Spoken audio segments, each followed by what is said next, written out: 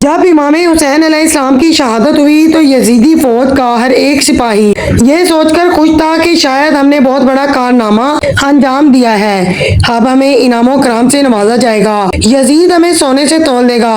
مگر یہ صرف ان کا وہم تھا، کیونکہ اللہ تبارک و تعالیٰ کے شیروں میں سے ایک شیر حضرت امیر مختار کا پنجہ ان سبھی قاتلان حسین کی گردنوں میں تھا۔ حضرت مختار سقفی نے امام حسین علیہ السلام کے قاتلوں کو چن چن کر مارنے کا حکم دے دیا تھا اور ایک لسٹ تیار کروا لی تھی جس میں تمام یزیدی فوج کے نام تفصیل سے درج تھے، لہذا اپنی جان بچانے کے لیے کوئی دمبے کی کھال پہن کر بھاگ رہا تھا تو کوئی خود کو مختار سقفی کے قید سے بچانے کے لیے خود کو زندہ دفن کروا رہا تھا۔ ان میں سے ایک نام خولی کا بھی ہے جس نے امام حسین علیہ السلام کے سر مبارک کو کربلا سے لا کر اپنے گھر کے تندور میں چھپا لیا تھا، اس ارادے سے کہ وہ اس کے بدلے یزید سے بڑا انعام وصولے گا۔ اس دنیا میں خولی کو انعام تو ملا مگر عذاب کی صورت میں۔ جب حضرت امین مختار نے قاتلان حسین علیہ السلام کی لسٹ بنوائی اور حکم دے دیا کہ خولی کو پکڑ کے لاؤ تو مختار کے سپاہی 3 مرتبہ خولی کے گھر گئے، مگر خولی کی دوسری بیوی سپاہیوں کو دروازے سے ہی لوٹنے کا کہتی۔ اگر سپاہی اندر داخل ہوتے پھر بھی خولی کہیں نہ ملتا۔ چوتھی مرتبہ جب سپاہی زبردستی گھر کے اندر داخل ہوئے تو خولی کی دوسری بیوی روکتی رہی کہ میں تمہیں بتا چکی ہوں کہ خولی یہاں موجود نہیں، تم لوگوں کو سمجھ نہیں آتا۔ ایک سپاہی خولی کی پہلی بیوی کے پاس جا کر پوچھتا ہے، جو کہ حیادار اور خولی کی اذیتوں سے پریشان عورت تھی۔ وہ کہنے لگی کہ جب تم پہلی بار یہاں آئے تھے تب بھی خولی یہی موجود تھا اور چمنی کی طرف اشارہ کرتی ہے۔ سپاہی فوراً چمنی کی طرف لپکتے ہیں تو دیکھتے ہیں کہ چمنی کے اوپر خولی موجود ہوتا ہے۔ سپاہی کہتے ہیں نیچے آؤ، مگر وہ نہیں آتا۔ پھر سپاہی تندور میں آگ بھڑکا دیتے ہیں، خولی جلنے کی اذیت سے نیچے آ گرتا ہے اور سپاہی جب لے کر جانے لگتے ہیں تو وہ اپنی پہلی بیوی کو مارنے لگتا ہے اور اسے برا بھلا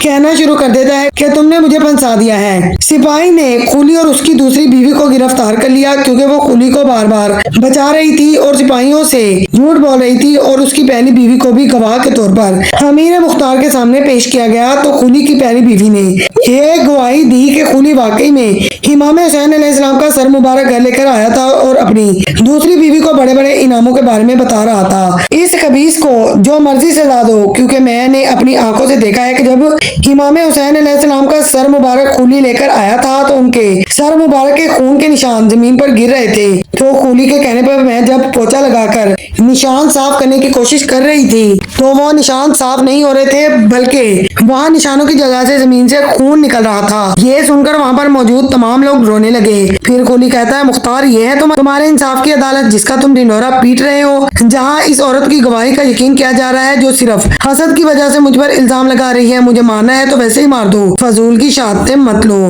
پھر امیر مختار فرماتے ہیں، اگر تمہاری دوسری بیوی کی شہادت لی جائے تو کیا تم قبول کر لو گے؟ خولی خوشی خوشی کہنے لگا، ہاں ہاں ضرور، اور دل میں سوچنے لگا یہ تو میری ہمدرد ہے، یہ جو کہے گی مان لوں گا۔ امیر مختار اس کی دوسری بیوی سے کہتے ہیں، تم قسم کھاتی ہو کہ تم سچ بولو گی؟ وہ کہتی ہے، ہاں واقعی خولی گھر میں امام حسین علیہ السلام کا سر مبارک لے کر آیا تھا اور پھر سر مبارک کو تندور میں رکھ دیا اور مجھے کہنے لگا کہ ایک ایسا مال غنیمت ہے جو ایک بادشاہ کے خزانے کے برابر ہے۔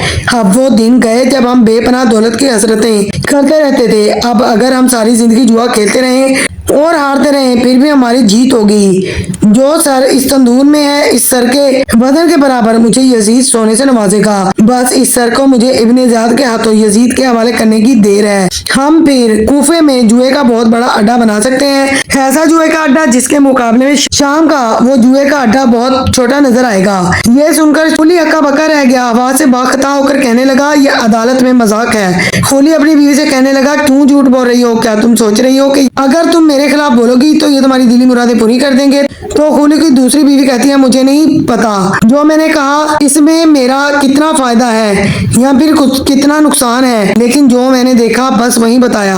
یہ سب سن کر امیر مختار عبد الرحمان کو کہتا ہے کہ حکم عدالت کیا ہے؟ عبد الرحمان کہتا ہے، میرے مطابق خولی نے سر حسین کی جو توہین کی ہے، ایسا گناہ کیا ہے جس کے بدلے میں شرعی حق نہیں جانتا، اس کی سزا پروردگار بروز قیامت خود دے گا۔ اگر یہ کہ خولی سر امام حسین علیہ السلام کی لالچ میں اور اہل بیت کو لوٹنے کی نیت سے کربلا گیا تھا اور شہدائے کربلا میں سے 2 شہداء کا قاتل بھی ہے، تو قانون کا فیصلہ اس کا قصاص ہی ہے۔ حضرت مختار حکم دیتے ہیں کہ اس ملعون کے جرائم کو لوگوں کو پڑھ کر سناؤ اور اس کا بھی سر قلم کر دو۔